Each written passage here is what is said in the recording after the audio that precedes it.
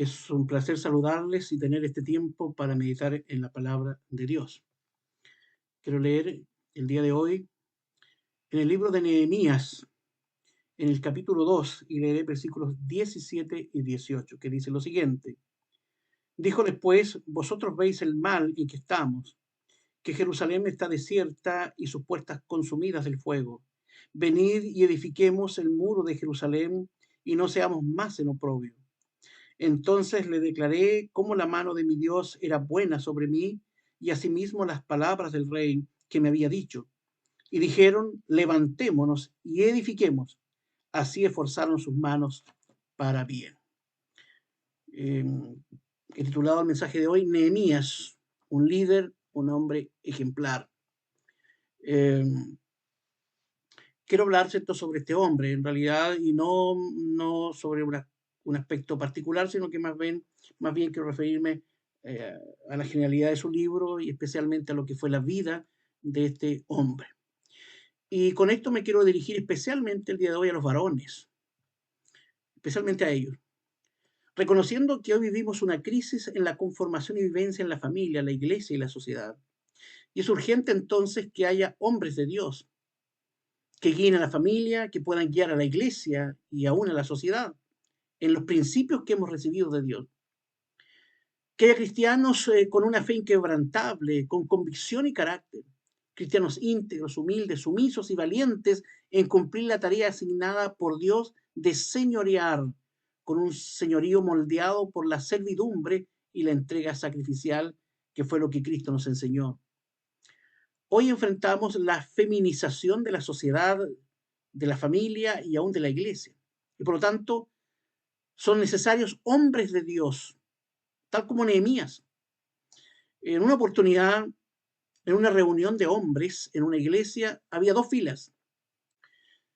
Una era muy larga, que estaba frente a un letrero que decía hombres que no son líderes espirituales en sus familias. Y había otro letrero que decía hombres que son líderes espirituales en su familia. Y en esta fila había un solo hombre. Cuando se le preguntó por qué estaba allí, él contestó, bueno, dijo, estoy aquí porque mi esposa me dijo que me pusiera aquí. Bueno, esto ilustra, de alguna manera, a muchos varones cristianos que han dejado de cumplir su rol ante Dios en el interior de la familia, en la iglesia y en la sociedad. El liderazgo varonil es Cristo mismo viviendo en el creyente. Se muestra no en lo que hacemos, sino en lo que somos por la gracia de Dios, en Cristo. Y si queremos cambios en nuestras familias e iglesias, entonces los varones debemos estar dispuestos a cambiar nosotros personalmente, porque el liderazgo es finalmente influencia, es el poder de Dios obrando en nosotros y por nosotros. ¿Qué es un hombre de Dios? Es un hijo de Dios, es aquel regenerado, justificado por gracia de Dios en Cristo, alguien que pertenece y que sirve a Dios, que le ama y que ama la Escritura y que vive la palabra de Dios, como dice Pablo en 2 Timoteo 3, 16, 17, especialmente 17, para que el hombre de Dios sea perfecto. El hombre de Dios es un varón que modela a Cristo, como dice Efesios 4:13, a un varón perfecto a la medida de la edad de la plenitud de Cristo. Es un referente espiritual en el mundo, como se dijo de Samuel. Samuel 9:6 dice, he aquí un hombre de Dios que es varón insigne. Veamos algunas cosas en relación a este hombre, a este personaje tan importante en la palabra de Dios. Nehemías es ejemplo de un varón de Dios y de un siervo que lidera. El libro de Nehemías es el último libro histórico del Antiguo Testamento. Continúa ahí la historia de Israel que retorna a su tierra.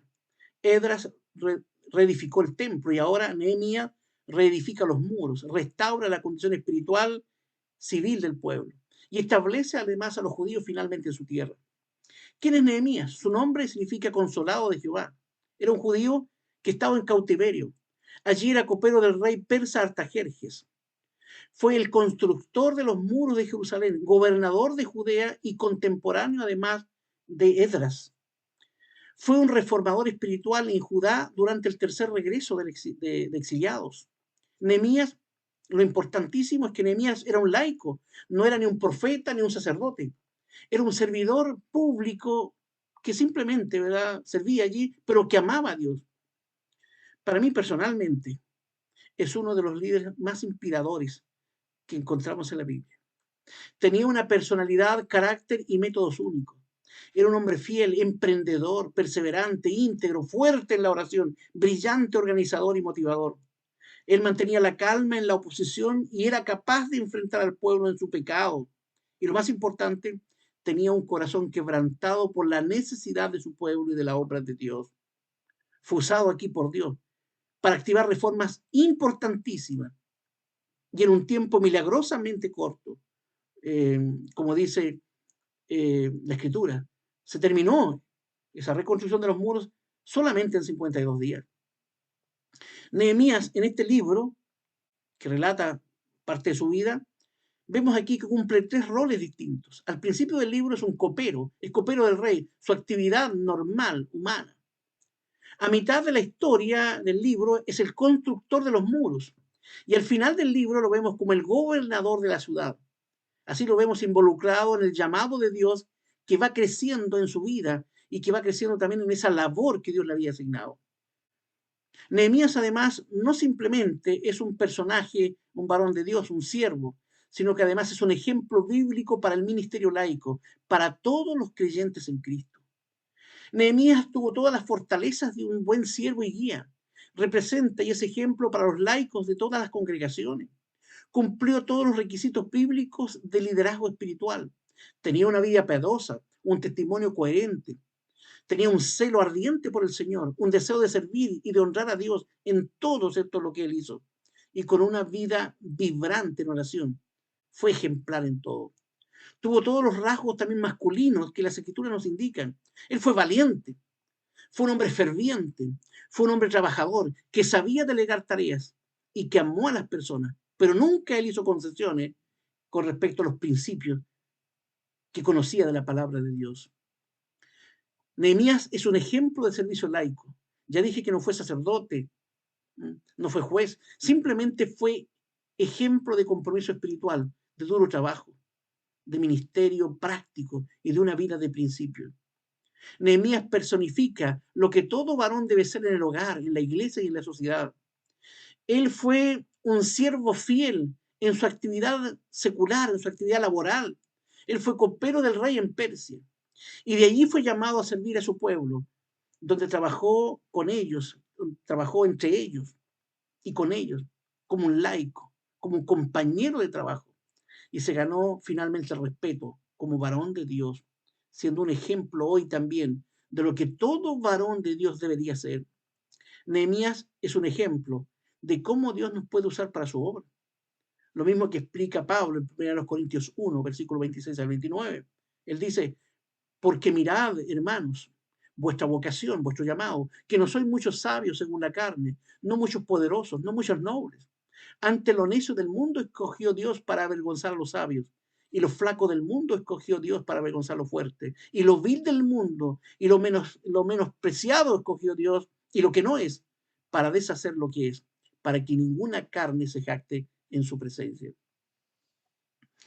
Permítame mencionar brevemente el trasfondo histórico del liderazgo en la vida de Nehemías. ¿Cómo sucedió esto? Primeramente hay que decir que fue un judío cautivo, un hombre que lucha y sirve en una cultura y un sistema que no le era propio, o más bien contrario completamente a lo que él era, como dice Nehemías ahí en su primer capítulo. Allí Nehemías conoce las malas noticias de su tierra. Esto quebranta su corazón. Y como era un hombre fiel y de oración, entonces se postra ante Dios. Él confiesa sus pecados y los de su propia nación. Y él hace su petición, que humanamente era muy difícil. Quizás era una petición imposible. Él era esclavo y estaba pidiendo permiso para viajar al exterior. Pero aún así, él descansa en las manos y en las promesas de Dios. Y Dios responde y le da más de lo que él se había imaginado. Finalmente asume la tarea y la cumple para gloria de Dios. Veamos algunos rasgos del carácter de Nehemías que se muestran aquí en el servicio que él hace. Fue un hombre de cualidades espirituales, un siervo poderoso en la oración. Hay registradas por lo menos 11 oraciones en su libro. La oración era su arma y la herramienta de trabajo en sus manos. Solo como ejemplo, permítame leer parte de la primera oración, allí en el capítulo 1, texto 6 en adelante. Dice, esté ahora atento tu oído y tus ojos abiertos para oír la oración de tu siervo que yo hago ahora delante de ti, día y noche, por los hijos de Israel, tu siervo. Y confieso los pecados de los hijos de Israel que hemos contra ti cometido. Sí, yo y la casa de mi padre hemos pecado. En extremo nos hemos corrompido contra ti y no hemos guardado los mandamientos y estatutos y juicios que mandaste a Moisés y a tu siervo. Concede hoy próspero suceso a tu siervo y dale gracia delante de aquel varón. Qué oración, ¿cierto? Más importante. Este hombre, además de ser un hombre de oración, se identificó con las necesidades de su pueblo. No fue un egoísta indiferente. Fue consciente de la necesidad de su pueblo. Reaccionó como un hombre y un varón de Dios. Él dice ahí, el capítulo 1, texto 4, me senté y lloré e hice duelo por algunos días y ayuné y lloré delante del Dios de los cielos. Fue un hombre obediente y sujeto a la autoridad. Él dice estas palabras frente al rey. Y dije al rey, si el rey place y se agrada a tu siervo delante de ti. Fue un varón de fe además y de visión, con un corazón de siervo comprometido con su pueblo.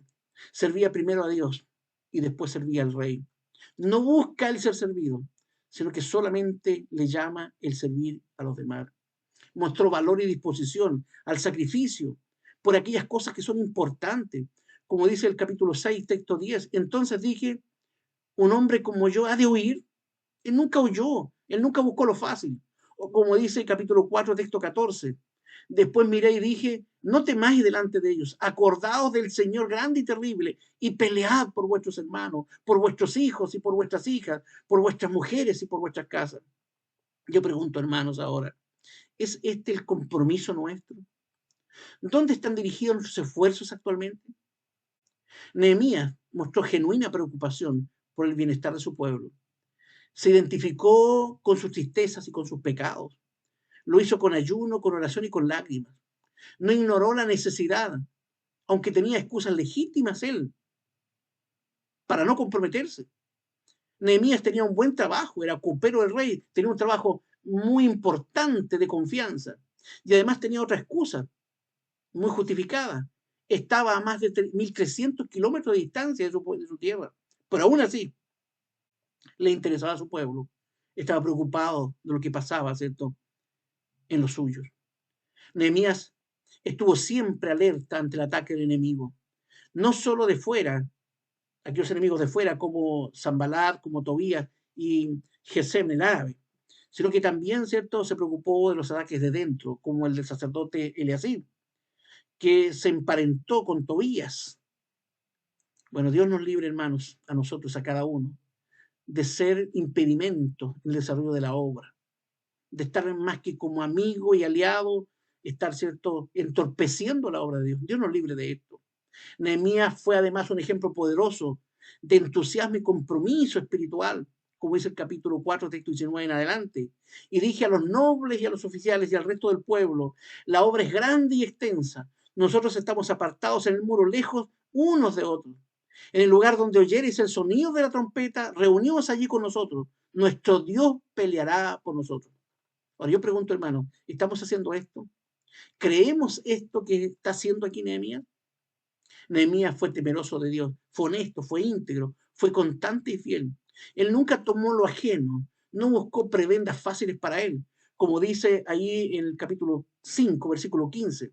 Frente a tomar lo ajeno, él dice, pero yo no hice así a causa del temor de Dios. Era un hombre íntegro, fue un hombre realista porque entendía cómo funciona el mundo real, como dice el capítulo 4 y texto 9.